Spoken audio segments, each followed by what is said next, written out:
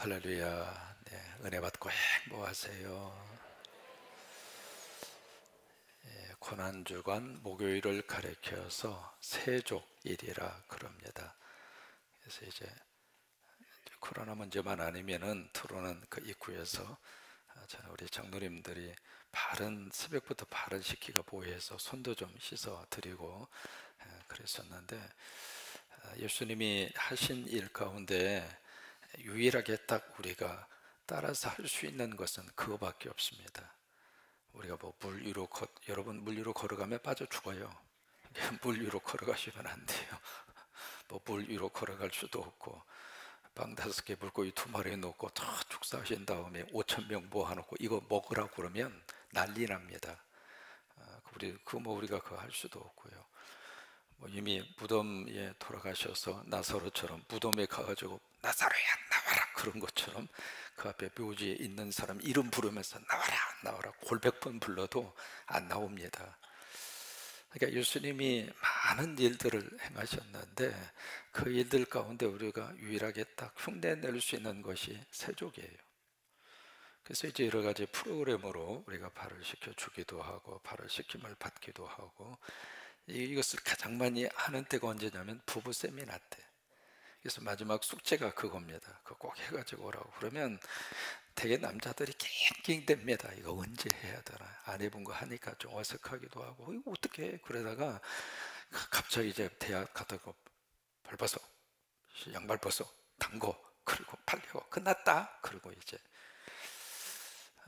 저는 이제 장로님 임직을 할 때 발에다가 안수 기도하는 것을 참 선호합니다. 왜냐하면 예수님이 안수를 하시는 유일한 순간이 제자들의 발을 잡고 그때 세족식을 해주셨기 때문에 그게 상당히 의미가 있다 이렇게 생각을 하고, 머리에다 안수를 하니까 다 그런 건 아닙니다만은 머리만 커져서, 우리 교회 장로님들은 안 그래요. 근데 머리만 커져서 막 그러시는 것 같아서 머리 안수보다도 발에 안수 받아서 주님께서 하고 싶은 일 열심히 충성으로 달려가고 뛰어가고, 그거 하라고 기름 부어서 세우셨지 나 말만 하고 머리만 커지라고 한 건 아니다 그 생각을 가지고 고집스럽게 발을 붙잡고 기도하고 발에다가 안수하고 싶고 그렇습니다.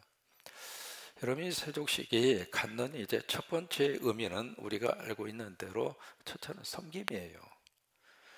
그래서 이제 내가 너희들의 발을 씻겨 준 것처럼 너희도 서로 발을 씻겨라.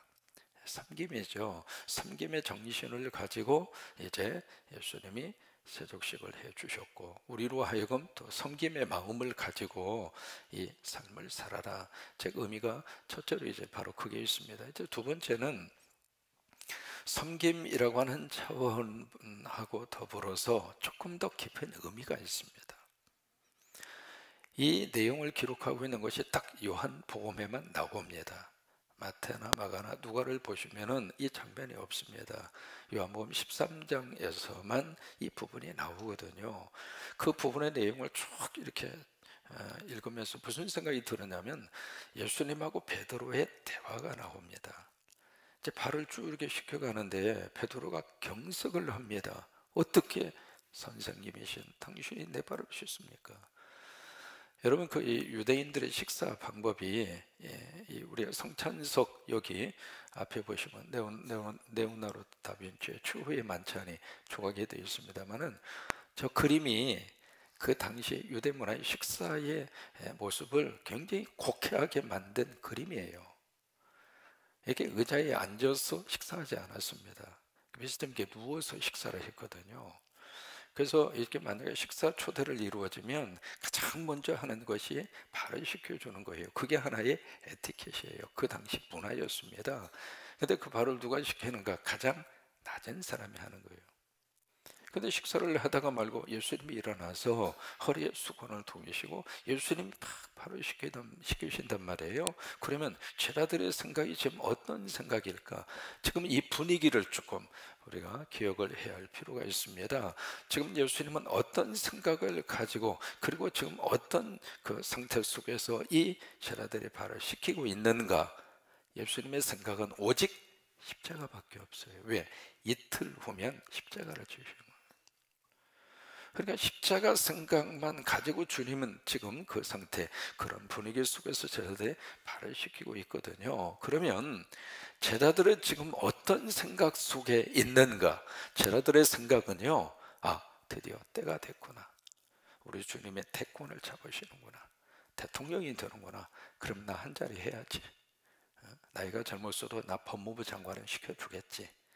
뭐 여러 가지 많은 생각을 했겠죠. 거기 제자들의 생각은 오직 그거밖에 없어요. 그러니까 이 분위기 속에서 발을 시키는 사람이 가장 낮은 사람이 하는 거라고 그랬잖아요. 그러니까 제자들이 서로 눈치를 보는 거예요. 이 상황에서 내가 발을 시키면 내가 가장 낮은 사람이지, 내가 가장 낮은 그런 급이지, 그 생각을 하고 안 씻는 거예요. 근데 예수님이 일어나서 발을 다 씻으시잖아요. 그래서 베드로의 발을 씻으려니까 경색을 합니다. 주님 어떻게 내 발을 씻으십니까?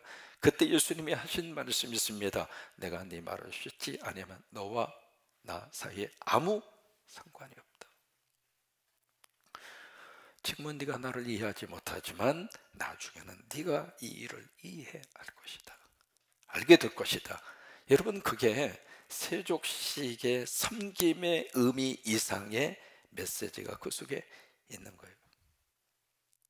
그러니까 베드로가 깜짝 놀라서 그러면 발만 씻지 마시고 손하고 머리도 씻겨주세요. 아무튼 촐랑대기는 굉장히 촐랑대. 그러니까 예수님이 목욕한 자는 이미 다 됐어. 발만 씻으면 돼. 여러분, 거기서 지금 중심으로 삼고 있는 것이 발입니다. 우리가 발하면 머릿속에 떠오르는 것이 바로 모세를 바로 시내산에서 하나님 부르실 때 모세에게 하나님이 가장 먼저 요구했던 것이 내 발에 신발을 벗어라. 이제 그거하고 이미지가 같이 이렇게 상충하는 겁니다. 여기 이제 왜 발을 고집스럽게 예수님이 발을 쓰시려고 그랬을까? 여러분, 발이라고 하는 것은 어디 취직을 하시거나 어디에 저기 할 때 이력서를 내시잖아요. 그 이력서라고 하는 것이 바로 뭐냐면 내가 신발 신고 지금까지 살아온 자취예요. 그러니까 발이라고 하는 이것을 통해서 주님이 무엇을 말씀을 하시고 있는가? 이게 바로 뭐냐면 너는 나를 전적으로 믿고 나를 따라오겠느냐, 그 말이에요. 모세에게도 그것을 요구한 겁니다. 일주일이면 갈 수 있는 그 거리지만 너는 나를 신뢰하고 나를 믿고 30년이든 40년이든 내가 네 삶을 인도하는 대로 너는 묵묵히 나를 의지하고 나를 믿고 순종하고 오겠느냐, 그것을 물으면서 네 발에 신발을 벗으라, 그 말이에요. 지금 이 제자들에게도 똑같은 것을 주님이 요구하고 있습니다. 앞으로 내가 영화로운 그 자리가 아니라 때로는 십자가를 져야 할 것이고 때로는 사람들에게 박해를 받아야 할 것이고 그런 상황 속에 있다 할지라도 너는 나를 의지하고 너는 나를 믿고 내가 가는 그 길을 너도 따라오겠느냐, 그러면서 그들의 발을 씻어 주신 것입니다. 오늘 이 세족식에 주님의 이 귀한 말씀의 의미를 마음에 새기면서 우리 모두 주님 끝까지 의지하시고 끝까지 의지하시고 믿음으로 우리가 잘 살고 그 이후에 하나님이 주신 해본으로 그런 믿음의 역사가 여러분 가운데 함께 하시게 되기를 주의 이름으로 축원합니다. 오늘 요한복음 9장에 청문회가 열립니다. 태어나면서부터 소경되었던 사람을 고치잖아요. 이거 완전히 센세이션한 그런 사건이잖아요. 바로 이것은 내가 세상의 빛이다 라고 하는 예수님의 선언에 대한 표적이에요. 근데 이 일이 사회적인 이슈화가 됩니다. 이슈가 되면서 지금 이제 청문회의 장을 방불케 하는 그런 일들이 오늘 본문에서 일어나게 되는데 13절에 보시면은 그 맹인이었던 그 사람을 데리고 어디로 가냐면 바이센에게 데려갑니다. 아니, 지금 평생을 한 번도 눈을 떠보지 못한 사람이 예수님을 통해서 눈이 번쩍 떠졌어요. 여러분, 그러면 내일이 아니더라도 박수 쳐줄 수 있어요, 없어요? 박수 쳐줄 만한데, 아무리 인색한 사람이라 할지라도 그렇잖아요. 근데 이제 그런 이 사건, 눈이 떠졌다고 하는 이 사건에 대한 본질은 다 없어져 버리고, 그 위의 것을 가지고 이 분위기가 아주 험악한 분위기로 그렇게 바뀌어지는 거예요. 그래서 이 사람을 데리고 바리새인이 갑니다. 왜 그랬을까? 14절 때문에 그래요. 예수님이 진흙을 이겨서 눈을 뜨게 하신 날이 무슨 날이냐면 안식일이었다, 그 말이에요. 그러니까 침을 뱉어서 진흙을 이긴 것이 일이 되는 거예요. 안식일날 일하지 말라고 그랬는데, 안식일날 노동하지 말라고 그랬는데, 이 예수님이 노동을 했다는 거예요. 노동을 해서 바로 이 예수님이 안식일을 어겼다고 하는 거예요. 여러분 보세요. 안식일을 어겼다고 하는 거하고 한 사람이 눈이 떠졌다는 거하고, 여러분 어느 것이 더 가치가 있습니까? 크게 대답 한번 해보세요. 이 세상에 생명 가치보다 귀한 것은 없어요.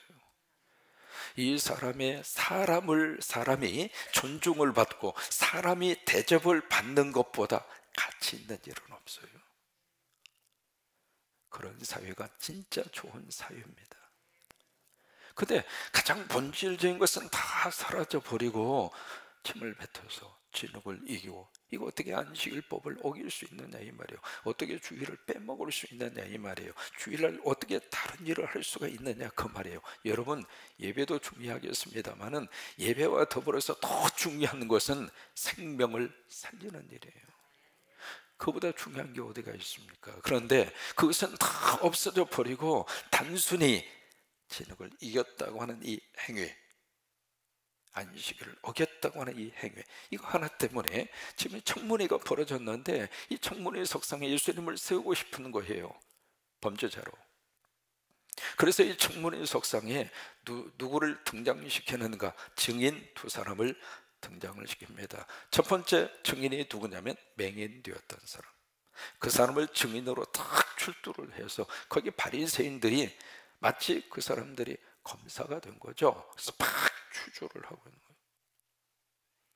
근데 검사격인 이 바리새인들이 지금 여기서 하고 있는 말을 보면, 한번 지켜보실까요? 16절을 한번 보십니다. 바리새인 중에 어떤 사람이 말합니다. 이 사람이 누구냐면 예수님이에요. 근데 예수님을 끝까지 예수님이라고 말하지 않습니다. 의도적으로 지시대명사를 써요. 이 사람이.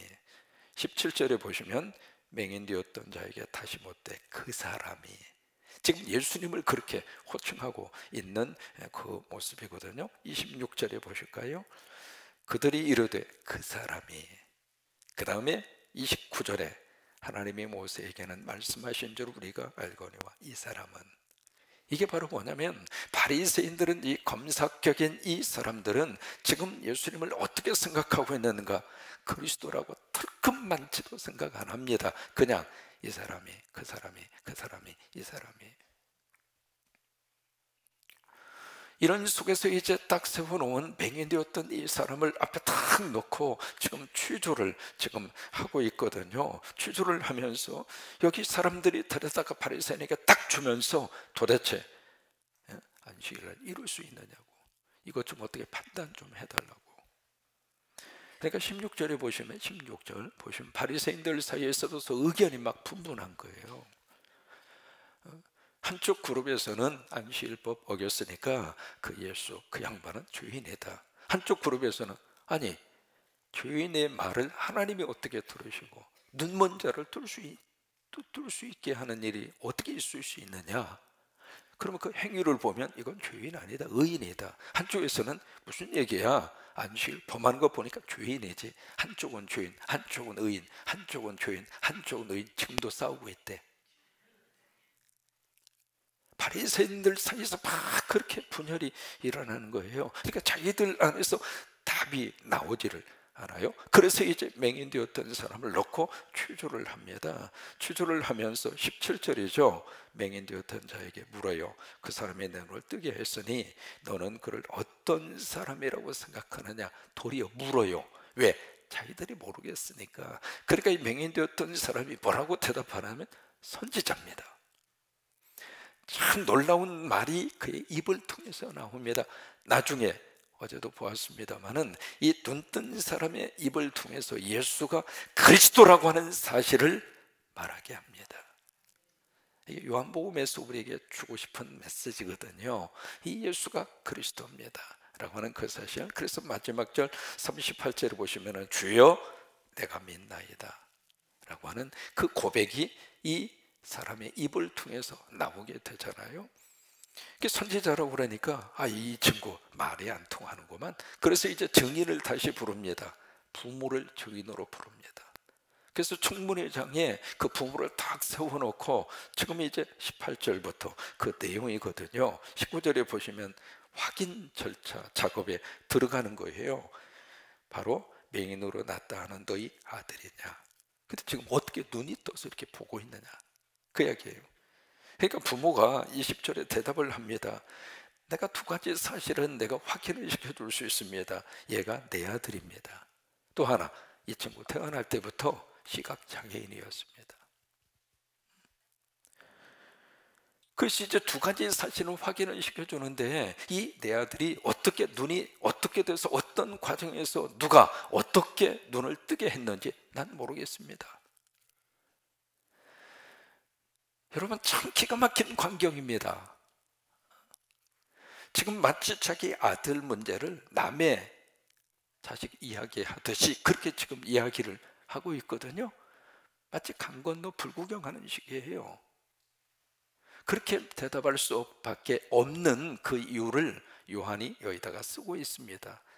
22절입니다. 이렇게밖에 말할 수 없는 분위기가 있었다. 바로 그것이 뭐냐면 이미 유대인들이 누구든지 예수를 그리스도로 시인하면, 누구든지 예수가 메시아라고 고백을 하면 어떻게 하기로 결의를 했느냐면 출교라고 하는 단어를 쓰고 있잖아요. 출교. 이 출교라고 하는 말을 영어로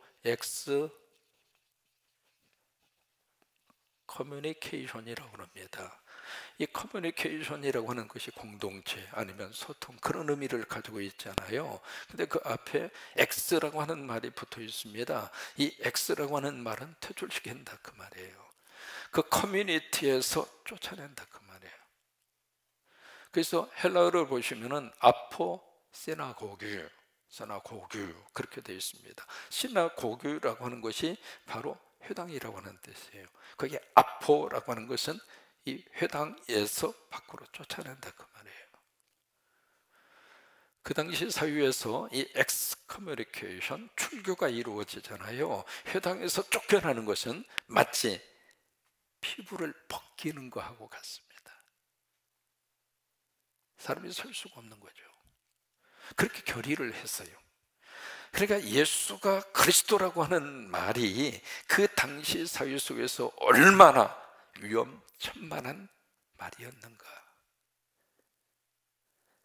그러니까 요한복음 속에 그 메시지를 담고 그 당시의 성도들에게 이 가장 중요한 복음의 메시지를 그들에게 확인시켜주고 깨닫게 하고 믿게 하기 위해서 이 요한복음은 얼마나 거기다가 심혈을 기울였는가, 그걸 우리가 알 수가 있는 거죠. 그래서 이 부모들이 이것 때문에 출교 당할까 봐서 남의 자식 이야기하듯이 할 수밖에 없었다 라고 하는 것을 요한이 친절하게 여기다가 설명을 해줍니다. 그러니까 23절에 부모가 다 큰 자식이니까 본인한테 물어보시오. 우리 걸고 넘어지지 말고. 참 기가 막힌 일이 일어나죠. 24절 다시 한번 증인으로 그 맹인되었던 사람을 부릅니다. 부르면서 24절에 보시면 너는 하나님께 영광을 돌리라. 여러분, 이게 바로 뭐냐면 청문회에 가면 선서하잖아요. 그죠? 선서. 우리는 뭐 청문회에 갈 일이 없으니까 청문회에 가면 선서하잖아요. 선서하고 똑같은 거예요. 너는 하나님께 영광을 돌리라. 그러면서 내가 너에게 정답을 미리 알려줄게. 그러면서 24절에 하는 말이 우리는 이 사람이 죄인인 줄을 아노라. 그러니 너도 우리에 협조해서 예수가 죄인이라고 한마디만 해. 그 이야기예요. 지금 분위기를 지금 그렇게 끌고 가는 겁니다. 25절 같이 한번 읽습니다. 대답하되 그가 주인인지 내가 알지 못하나 한 가지 아는, 여러분 이게 포인트가 있습니다. 난 그 양반이 주인인지 의인인지 난 모르겠습니다. 그러나 한 가지, 딱 한 가지 내가 알고 있는 게 있습니다. 여기 안다고 하는 이 표현 자체는 내가 경험했다 그 말이에요. 이 한 가지만은 내가 분명히 당신들에게 말할 수 있는 것이 있습니다. 내가 맹인으로 있다가 지금 내가 보고 있는 그것입니다. 이것만은 내가 분명히 당신들에게 말할 수 있습니다. 여러분 지금 이게요, 그 당시에 요한을 중심으로 있었던 초대교회 믿음 공동체의 모습이에요. 살짝 비교가도 됩니다. 바리새인들에게 협조하고 이 험악한 분위기 속에서 손해 당하지 않고 그러면서 얼마든지 유연하게 넘어갈 수 있는데 그렇지 않았습니다. 왜요? 본인이 경험했기에, 본인이 체험했기에. 여러분 우리 안에 이런 믿음의 체험이 있어야, 우리가 새벽에 재단도 마찬가지거든요. 저는 새벽에 하나님이 도우신다, 전 체험했어요. 성도들에게도 힘든 일이 있으면 새벽기도 함께 하자고 같이 해서 힘든 그 문제 속에 몰입당하지 말고 그 속에서 기도하고. 왜? 하나님이 새벽에 기도하니까, 새벽 기도 쌓으니까 하나님이 도와주시더라. 우리가 체험하고 그것을 분명하게 우리가 믿으면 여러분 그 어떤 속에서도 흔들리지 않고 힘든 일이 있을 때 나와서 하나님 앞에 기도하고 새벽에 영성을 지켜가고 그러면서 우리가 살아갈 수 있잖아요. 여기 이 사람도 마찬가지입니다. 나 다른 거 아무것도 모르겠습니다. 그러나 딱 하나 내가 지금 말할 수 있는 것은, 이것은 내가 체험했습니다. 전에는 맹인이었는데 나 지금 눈 떠졌습니다. 여러분 305장 찬송 너무 잘 아시잖아요. 나 같은 죄인 살리신 주은혜 놀라 나 같은 죄인 살리신 주은혜 놀라워 이로 어떤 생명 찾았고 광명으로 떴네.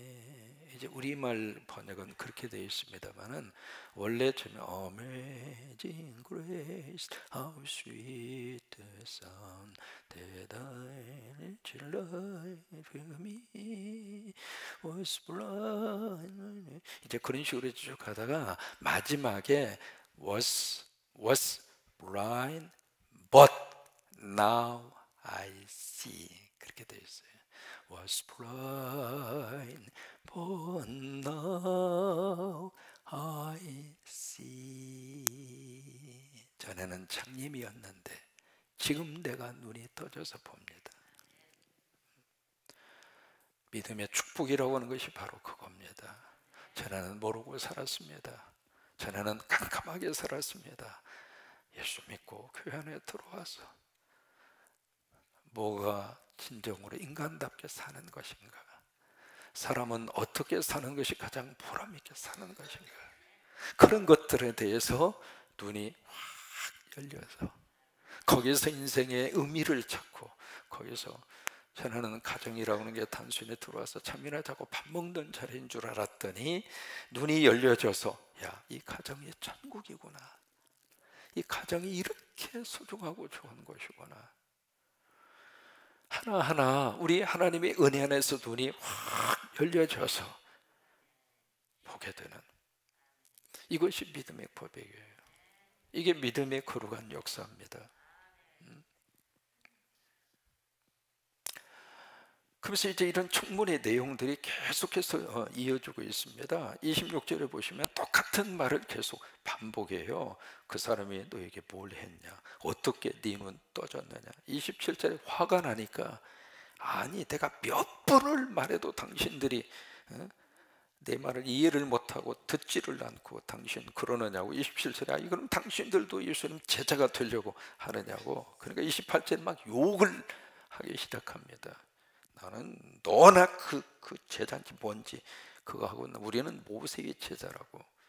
그러면서 이제 그런 식으로 얘기하니까 30절에 이 사람이 뭐라고 이야기하느냐면 그 사람이 대답하되 이상하다. 여러분 이게 언중요골입니다. 평생 나는 눈을 감고 살다가 눈을 떠서 이 예수가 누구라고는 사실을 내가 알겠는데 당신들은 눈을 뻔히 뜨고 있으면서, 그리고 당신들은 나보다 성경을 더 많이 알고 있으면서 어떻게 당신들이 예수를 모를까? 언중요골이에요. 이상하다. 참 이상하다. 그 이야기를 여기서 하고 있습니다. 그러면서 31절부터 강력한 설교를 합니다. 창세 이래 하나님이 교인의 말을 들으신 적이 있습니까? 내 눈을 뜨게 하셨다고 하는 것은 이분이 하나님께로부터 보내신 분입니다. 그분 외에는 내 이 눈을 뜨게 할 수 있는 분이 없습니다.